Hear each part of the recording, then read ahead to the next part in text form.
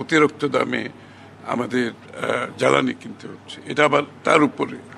সুতরাং একটা three way challenge আর কি, অনেক বড় চ্যালেঞ্জ। আমরা এমন একটা বাজেট করতে চাই যেখানে এই বিষয়গুলোকে আমরা অ্যাড্রেস করতে পারি।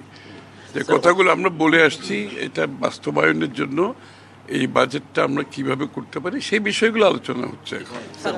চ্যালেঞ্জ চ্যালেঞ্জ তো অবশ্যই অনেক বড়, সেটা আপনারা বুঝতেই পারছেন।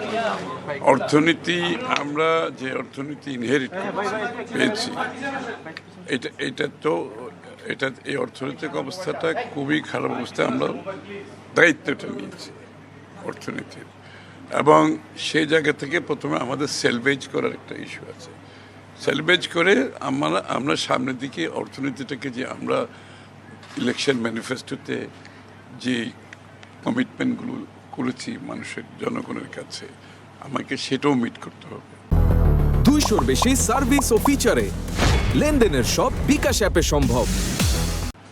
তো সুতরাং এখানে রিসোর্স মোবিলাইজেশন অত্যন্ত গুরুত্বপূর্ণ।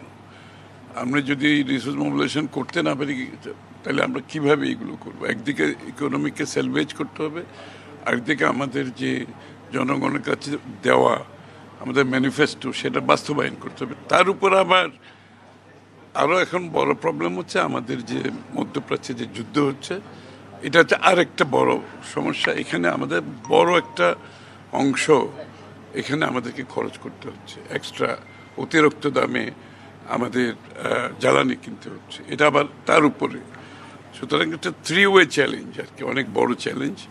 তো আমরা এই বিষয়গুলো আলাপ করেছি এতক্ষণ ধরে, কিভাবে রিসোর্স মোবিলাইজেশনের মাধ্যমে এই চ্যালেঞ্জগুলো আমরা মোকাবেলা করতে পারি। তো বিস্তারিত আলোচনা হয়েছে। আমরা এটা তো রিভিউ করতে হবে কনস্ট্যান্টলি, এটা ফাইন টিউনিং করতে হবে। যখন সব কিছু সমাপ্ত হবে তখন আপনাদের জানাতে পারবো। এখন তো রিভিউ চলছে, এলডি সিগনেচার তো প্রক্রিয়া চলছে না, ওটা প্রক্রিয়া চলছে। ওটা ইকোসোকে যাবে, ওখান থেকে জেনারেল অ্যাসেম্বলিতে যাবে, দেখা যাক কি হয়। ওইটা আমরা প্রক্রিয়া চালাচ্ছি। না ওইটাই, ওই অগ্রগতিটা তো ওইটা তো এখন এটা ইকোসোকে যাবে, ওখান থেকে পাশ হয়ে যাবে জেনারেল অ্যাসেম্বলিতে। তো আমরা দেখি কি হয়। ওই প্রক্রিয়া তো চলমান প্রক্রিয়া, যতক্ষণ কিছু না হয় ততক্ষণ একেবারে নিশ্চিতভাবে কিছু বলা যাবে না। সামনে তো বাজেট, রাজস্ব আহরণ নিয়ে স্যার কোনো দিক নির্দেশনা আছে? এই যে এতক্ষণ ধরে কি করলাম, রাজস্ব আহরণের চিন্তা, এটার মধ্যে তো আমার এটা আমাদের ধরেন রাজস্ব আহরণ করতে গিয়ে যে বাংলাদেশের যারা এখানে মহিলাদের কিছু বিষয় আছে, এখানে ছোট ব্যবসায়ীদের বিষয় আছে, এখানে বিনিয়োগের বিষয় আছে, এগুলো আমাদের সবচেয়ে বড় হতে কর্মসংস্থানের বিষয় আছে। তো সব কিছু মিলিয়ে আমরা এমন একটা বাজেট করতে চাই যেখানে এই বিষয়গুলোকে আমরা অ্যাড্রেস করতে পারি। যে কথাগুলো আমরা বলে আসছি এটা বাস্তবায়নের জন্য এই বাজেটটা আমরা কিভাবে করতে পারি সেই বিষয়গুলো আলোচনা হচ্ছে এখন। না, জিডিপির আকারের সাথে কর, জিডিপি রেশিও সব কিছু তো এটা তো সব রিলেটেড ব্যাপার, তাই না? তো সুতরাং অর্থনীতিটাকে যদি আমরা চাঙ্গা করতে না পারি, দিনের শেষে তো ট্যাক্স জিডিপি বাড়ানো তো খুব কঠিন এখানে। তো আমাদের মূল হচ্ছে আমরা ঋণ নির্ভর অর্থনীতির থেকে বিনিয়োগ নির্ভর অর্থনীতির কথা বলছি। আমরা টাকা ছাপাতে চাচ্ছি না। তো এটা করতে গেলে তো আমার বিনিয়োগ যাতে আকৃষ্ট হয় দেশি বিদেশি, এবং তার মাধ্যমে কর্মসংস্থান যাতে সৃষ্টি হয়। তো সেটাও মাথায় রেখে বাজেটটা করতে হবে, যাতে বিনিয়োগকারীরা বাংলাদেশের উপর আস্থা রাখতে পারে। এবং এখানে বারবার হচ্ছে কি, আমাদের একটা বড় সমস্যা হয় কি, আমরা কোনো কিছু লং টার্মে আমরা রাখতে পারি না। এই একটা নীতি প্রণয়ন করার পরে বিনিয়োগকারীরা যখন আসে আবার সেটার পরিবর্তন হয়, এইটাও তো আবার রং মেসেজ যায়। তো আমরা এইগুলো করতে চাচ্ছি না। আমরা চাচ্ছি যে পলিসিগুলো দেব এটা একটা সময়সীমা, বিনিয়োগকারীরা যাতে জানে, তারা যাতে তাদের হিসাবের মধ্যে এনে বিনিয়োগ করতে পারে। তো তাদের মধ্যে সেই স্বস্তিটা তো আনতে হবে। সেই কনফিডেন্স না থাকলে তো দেশেও কেউ বিনিয়োগ করবে না, বাইরেও কেউ করবে না। তো এই বিষয়গুলো আমরা সব আলোচনা করছি, পর্যালোচনা করছি। এগুলো এই পর্যায়ে তো আমি এর বেশি বলতে পারবো না, কারণ এটা ওয়ার্ক ইন প্রোগ্রেস, এটা কাজটা চলছে। একটা সময় আসলে আপনারা দেখতে পাবেন, আমরা আরো কিছু বলতে পারবো।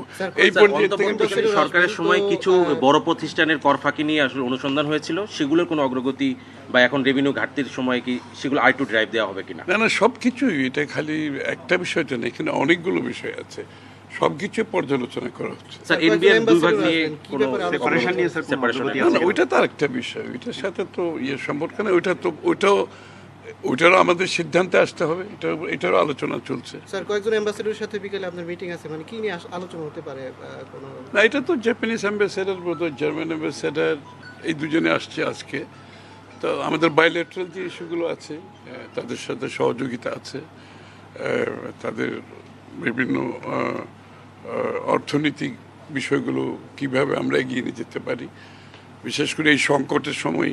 আমি তো বললাম এটা ত্রিমুখী সংকট এখন, তো এই সংকটের সময় তাদের সহযোগিতা নিয়ে আমাদের বাইলেটারাল যে রিলেশনশিপের মধ্যে কিভাবে আমরা এই কাজগুলো এগিয়ে নিয়ে যেতে পারি। মূলত না এখানে একটা জিনিস মাথায় রাখতে হবে, বাংলাদেশের অর্থনীতিতে সব সময় যে লোকগুলো বঞ্চিত মানুষ তাদেরকে কোনো সময় মাথায় রেখে আমরা সব সময় একটা এই ম্যানুফ্যাকচারিং ইত্যাদির মধ্যে যোগ দিতে থাকি, কিন্তু এর বাইরে যে লোকগুলো আছে, যে বঞ্চিত মানুষগুলো, তারা কিন্তু বাজেট সুবিধা থেকে বাদ যায় সাধারণত। আমরা কিন্তু এবার শুরু করেছি যে বঞ্চিত মানুষগুলো, যে তাদেরকে দিয়ে শুরু করেছি, এবং আমাকে সেইটা হিসাবের মধ্যে আনতে হবে। তাদেরকে বাইরে রেখে আপনি বাজেটের কারণে আপনি সেটা কারণ দেখিয়ে এই মানুষগুলোকে সারা জীবন বাইরে রেখে দেবেন, এটা তো হতে পারে না। এই বঞ্চিত মানুষগুলোকে আমাকে অ্যাড্রেস করতে হবে, তাদের পাওনা তাদের কাছে পৌঁছে দিতে হবে, তারপরে এটার উপর ভিত্তি করে বাজেট করতে হবে। আপনি বাজেটের দোহাই দিয়ে এই মানুষগুলোকে সবসময় বাজেটের বাইরে বাংলাদেশের উন্নয়নের অর্থনৈতিক যে সুবিধার বাইরে রাখবেন, এটা তো হতে পারে না। কারণ আমরা মানুষকে এই কথাগুলো বলে আসছি, এই বঞ্চিত মানুষগুলোকে আমাকে অ্যাড্রেস করতে হবে প্রথমে, তারপর আমরা বাকি বিষয়গুলো ক্রমান্বয়ে আমরা কাজ চালিয়ে যাচ্ছি, যাতে সবাই যে বাকি যারা আছে এদের বাইরেও যারা আছে আমাদের তো বিনিয়োগ তো করতে হবে, তাহলে বিনিয়োগ না করলেও আমি কর্মসংস্থান করবো কোত্থেকে?